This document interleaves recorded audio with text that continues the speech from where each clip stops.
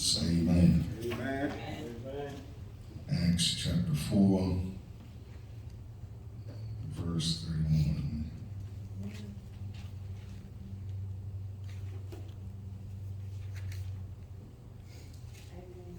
We there? Amen. Amen. And when they had prayed, the place was shaken where they were assembled together. And they were all filled with the Holy Ghost. And they spake the word of God with boldness. And the multitude of them that believed were of one heart and of one soul. Neither said any of them that aught of the things which he possessed was his own, but they had all things common. And with great power gave the apostles witness of the resurrection of the Lord Jesus. And great grace was upon them all. May God add a blessing to the readers, hearers, and doers of his holy word. You may be seated in the presence of the Lord. Amen. I don't know about you, but I marvel at the power of the early church. It amazes me to look at the ways God used them for his glory. When you consider that 3,000 souls were saved on one day and 5,000 were saved on another day, that the Lord added to the church daily, that the church was marked by powerful miracles and larger than life personalities, that they experienced amazing growth, and they were all filled with the Holy Ghost. It lets us know that there was something different about the early church. Most believers long for that same kind of power today. We know that we do not have what they had, but we want it. We know that we must have the same kind of power if we're going to be effective in reaching our world like they reached their world. In some ways, we possess far more than they did. We have nice buildings, enough money to do the things we want to do, amazing technology, and the freedom to worship God as we please. While we have much in our favor, we lack one thing that made the early church a mighty weapon in the hand of God. We lack the power of God. And I want to point out to you what I believe was the source of their power. I want you to see that the early church was plugged into a tremendous source of power. I believe that the source of power they found is exactly what we need in our day. The early church was plugged into three specific sources of power that enabled them to turn the world upside down for the glory of God. The power that rested on the early church is available to the modern church. We merely need to plug into the same sources of power they used in that day. Let me show you from these verses the sources that empowered the early church. If we want to reach our world for Jesus, if we want to be all the Lord would have us to be, then we're going to have to plug into those same power sources today. And I want to look into these verses for a few moments, a few minutes today and preach about plugging into his power. Number one, we need to plug into the power of prayer. Context of these verses, when the disciples came back from their meeting with the Sanhedrin, the whole assembly came together in prayer. And as they prayed together in one mind, the Spirit of God moved upon them and filled them with his presence and power. God honored the prayers of his people when they came together as one. Somebody say one. Praying for the common good. And I'm certain that most of us understand the importance of prayer. And I hope that each of us takes time daily to pray for our families, pray for our communities, pray for our church, and even pray for ourselves. Probably nothing we do in our Christian walk is as important as prayer. Prayer is the secret to the power of God. We have been given great promises in prayer. If you look at Matthew 7:7, it tells you to ask and it shall be given. Seek, ye shall find. Knock, and the door shall be open. Is anybody in the house? We have been given clear instructions in prayer. When they asked Jesus to teach us how to pray, he tells them the Lord's Prayer. Our Father, which art in heaven, hallowed be thy name. Thy kingdom come, thy will be done in earth as it is in heaven. Give us this day our daily bread, and forgive us our debts as we forgive our debtors. Does anybody here know you need to pray?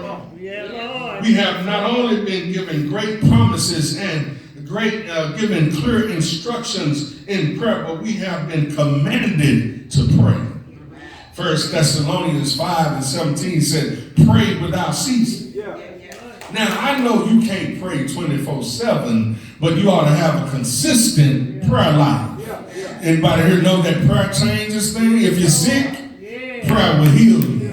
If you're broke, prayer will put money in your pocket. I wish I had some prayer warriors in the house that understood that you can't make it unless you have communication with the Lord.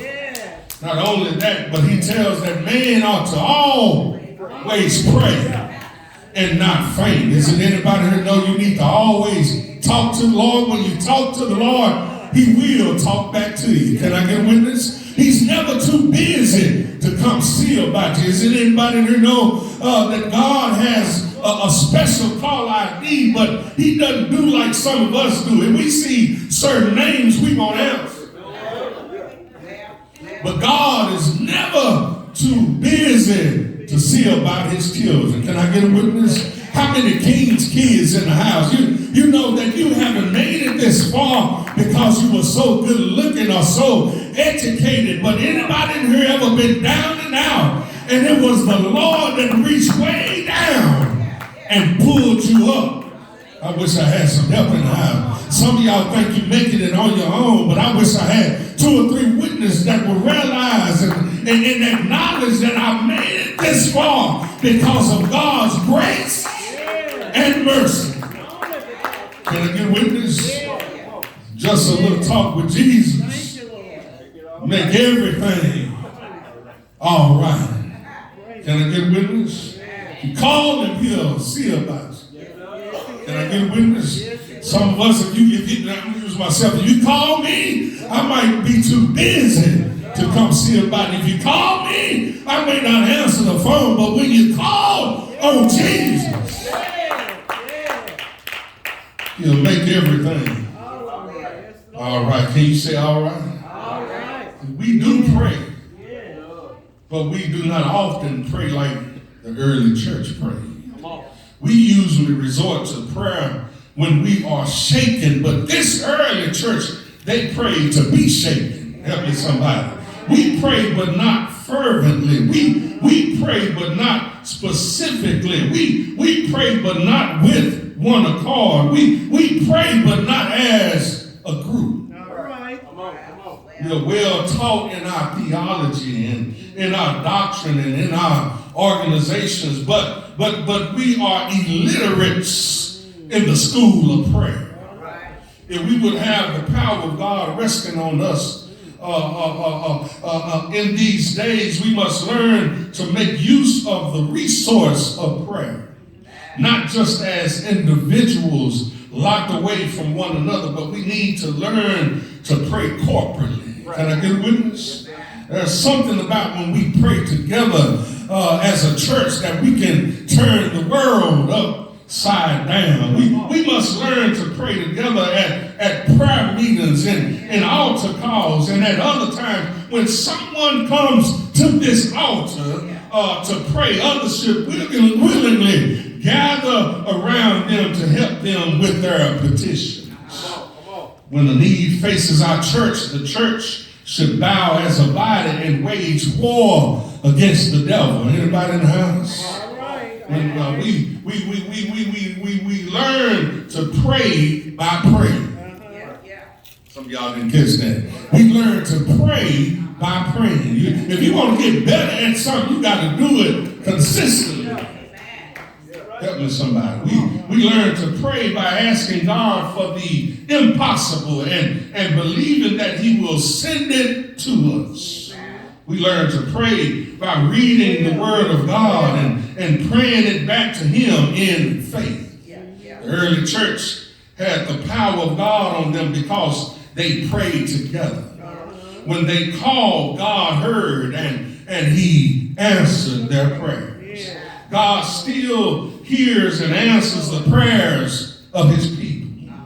Can I get a witness? Plugging into the power of prayer would do more for this church than 10,000 revivals. Can I get a witness? Not only that, but number two, we need to plug into the power of passion. We're told that this congregation was of one heart and one soul. That is, they did not live for themselves. They were not selfish people. But they lived for those around them. These people were lost in the needs of other believers, and they were consumed by the needs of the lost around them. The early church possessed a servant's heart that was just like that of the Lord Jesus. Many of us, we live to be served, but we don't want to serve nobody. These people lived out the will of the Savior. While Jesus was here, He said, by this shall all men know that ye are my disciples, if ye have love one to another. Jesus said that His people would be known for the love they possessed for the other believers around them. He went on to tell us what His will is for the church. And He says that they all may be one as Thou, Father, art in me, and I in Thee, that they also may be one in us, that the world may believe that Thou hast sent me. So when we love one another as we should, and when we walk in unity as we should, it lets the world around us know that our profession of faith is real and that we truly belong to Jesus Christ. How many will wave your hand and say, I belong to the Lord? No other testimony we give preaches so loud and so clear as our love one for another. Can I get a witness? It's sad to be in a church full of people and you hate everybody in the church. It's hard up when you're a preacher and you can't stand some of your members. Y'all not helping me today. You got to have love for one another like Christ had love for us. Can I get a witness? And His love is unconditional. Your love is conditional. Can I get a witness? Because I'll love you as long as you're doing what I tell you to do. But as soon as you don't do what I tell you to do, I can't stand. Can I get a witness? But how many glad that God loves us in spite of? In spite of how we act and react, in spite of how we know we're not supposed to live, God loves us anyhow. Can I get a witness? We need to plug into the power of love. Not just love that talks. Can I get a witness? You can tell me you love me all day long. Now, folk that got smart. They know how to smile in your face, tell they love you. As soon as you leave the scene, they can't stand you. And telling everybody that they hang with, they can't stand. I wish he would just stay out of my face. Because as long as he in your face, you got to fake and shake. Y'all not helping me today. But God is looking for some real lovers. Can I say it like that? That loves everybody in spite of their background, in spite of how they're living, because He loved you. Can I get a witness? And can I help you? Don't look down on folk that don't live like you live. There's some prostitutes. There are some dope addicts. There are some folk that you think are beneath you. But guess what? God loves them just like he loved you. Amen. Yes, sir. Has no respect to person. No. Can I get a witness? You know, every now and then, give me my flowers while I can smell it. Every now and then, show me that you love me. Can I get a witness? Don't just give me words, but show me that you love me. Can I get a witness? And I believe that God is asking us right today, don't just tell me you love me. Let me see you by the actions in your life. So I love you. We need to plug into the love that acts. We must plug into a love that puts others ahead of ourselves. We must plug into his kind of love. Without that kind of love, everything we do is in vain. Can I get a witness here? When I love you like I should, I will forgive you for the times you hurt me. Can I get a witness? And somebody said, Pastor, it's hard to forgive. You know, they hurt me deeply. They cut me deep. But how many know you got to learn how to forgive? And sometimes you got to ask God to give you some spiritual amnesia. Because there's some things that, can I get a witness? Some of us, we've been through some things that will drive a sane man crazy. But it was God's grace and mercy that kept us when individuals hurt us. Can I get a witness? It hurt me deep, Pastor, but I thank God that he put love in my heart. I could have knocked somebody crazy, but because God's love and grace and mercy kept me when I couldn't keep myself, I let him make it. I thank God because there's some times when I wanted to cut somebody out, but God's grace and mercy and love kept my tongue. There were some times where I wanted to knock the nigga out, but God kept me when I couldn't keep myself.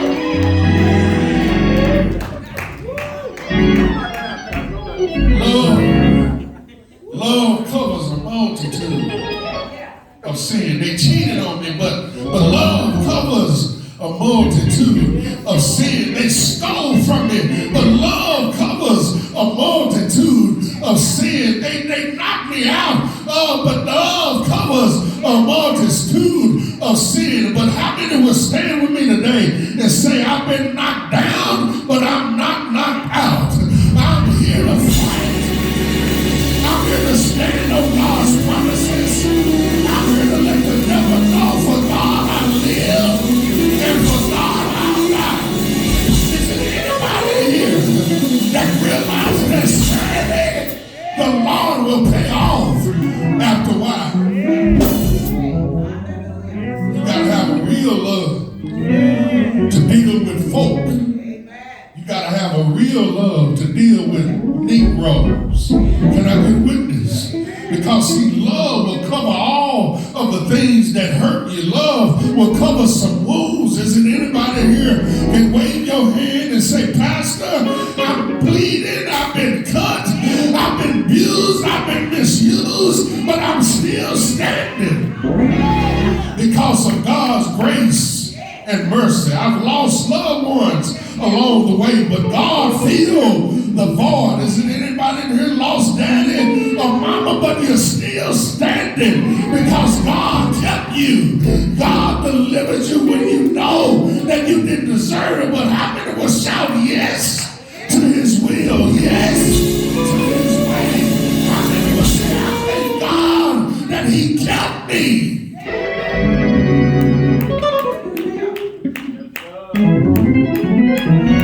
I'll sit down almost finished. I love like I should.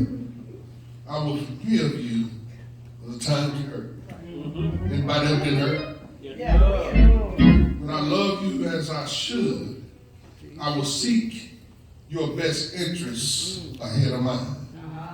When I love you as like I should, I will treat you like I should. How many know about the song, I'm going to treat my neighbor? Going to treat my neighbor right. Can I get with me? a revival of love in the church would produce among us the same kind of attitudes and power that existed in the early church. Love makes us considerate of others. Love makes people more important than possessions. That's why you will see, I hope you didn't close your Bibles, that they believed in sharing in the early church. If I had it, you had it. Can I get a witness? If you went without, I was going to make sure you had, even if I had to go without. Oh, y'all going to help me here? How many had to be in some places where you felt like you were just on Skid Row? You was as low as you could go. But every now and then, God will send somebody to step in at the nick of time and pull you out of situations that you even got yourself in. I thank God for giving God's people a loving and sharing heart. Love enables Christians to put away their differences. The early church was made up of people from all over the world. They were of different cultures and different backgrounds. Love produces a passion for the lost who live around us. How many know you got some lost folk around? Amen. Love gives us power, and without love, we will lack the power of God we need to be effective in this age. We need to plug into the power of a genuine, all-consuming passion for others. Can I get with me? Anybody got some enemies? Anybody got some folk you just don't like? Y'all gonna help me? Come on. Got some folk in here that you prejudge. It's just something about them that I just don't like. You ain't even talked to them yet, but you just don't like them. But God will give you a love that loves everybody unconditionally. Amen. So I can't understand how some people and even some pastors can have a heart of hate when they got people they are the under shepherd of. Can't stand some of the members. Y'all helping me? But God, if you're a servant of God, you have a love for all people. Can I get witness? Lastly, and I'm going to let you go before I bore you, is we need, in verse 33, we need to plug into the power of proclamation. Can I get a witness? While the early church was marked by prayer and love, they were also marked by the proclamation of the gospel. They were a preaching people. They carried the message of the gospel to a world that desperately needed that message. And verse 33 tells us that great power rested on the apostles. Their preaching and their witness was effective because God empowered their preaching and he blessed the proclamation of the gospel. And I tell preachers all the time, you can stand all day long. Y'all gonna help me? But if you don't talk about Jesus, it's all in vain. And these new preachers, they have come up with this contemporary gospel. It sounds good, but there's no power in it because you have left Jesus out. Can I get a witness? And deliver me from people that are tired of hearing about Jesus Christ. Can I help somebody? If you don't want to hear about Jesus, you might have to go to a different address. Because I tell people all the time, if you just preach Jesus, everything will take care of itself. But we want to be popular. We want to have great titles. But if you just preach Jesus, your butt will stay out of trouble. Can I get a witness? We want to talk about politics. We want to talk about actors. We want to talk about Herschel Walker. But all you got to do is talk about Jesus. Can I get a witness? The modern church must be marked by prayer and by love. But we also must be marked by the proclamation of the gospel of grace. We have been given the greatest message the world has ever known. We have been sent out to preach that message everywhere there are sinners. We have been promised his help in sharing that message with the lost that are around us. There's a whole world around us that needs to hear about Jesus. Don't want to hear about your marriage. don't want to hear your opinions, don't want to really hear about what you're going through. I just need to hear Jesus. Can I get a witness here? You can keep all that other stuff. Just give me Jesus, because Jesus is going to be the one that gets me out of trouble. Jesus is going to be the one that delivers me. How many know that there's power in the name of Jesus? You need to tell people, I don't want to hear your opinions and how you made it through. Just give me Jesus. Can I get a witness here? How many excited when you get excited when you hear the name Jesus? How many when you say the name Jesus, you can't say it with a straight face? There's something about the name Jesus that makes the soul happy. There's something about the name of Jesus that makes the soul bubble over. There's something about the name. As a matter of fact, the Bible says at the name of Jesus, the demons tremble. Isn't anybody in here realize that at the name of Jesus, the dead man will get up and begin to function and act like he's been alive all the time? At the name of Jesus, Jesus will touch your life and make you brand new. Corinthians says that if any man be in Christ, he is a new creature. All things have passed away. Behold, all things are made brand new. Isn't any new folk in the house? You don't do the things that you used to do. Don't say the things that you used to say, because Jesus, he came into your life. Somebody look at your neighbor and shout Jesus, because Jesus, he'll make everything all right. Is there anybody in here know you need Jesus?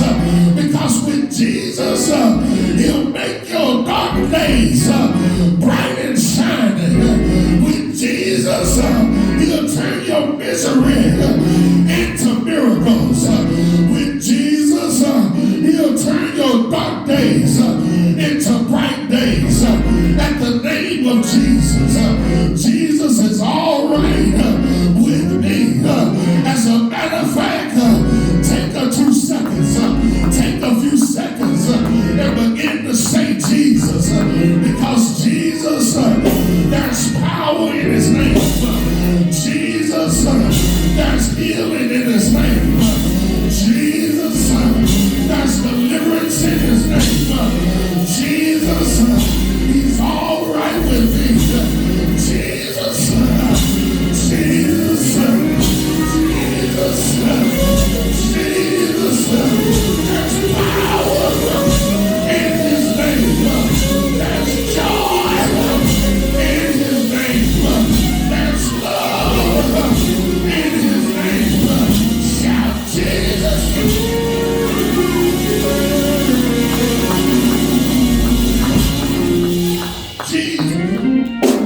And he's all right. Wave your hand and shout Jesus. Jesus, he died. And he died. But the Bible declares early Sunday morning, he got up with all power, heaven and earth in his hands. Jesus, he's all right with me. Jesus, bright and morning star. Jesus, lily of the valley.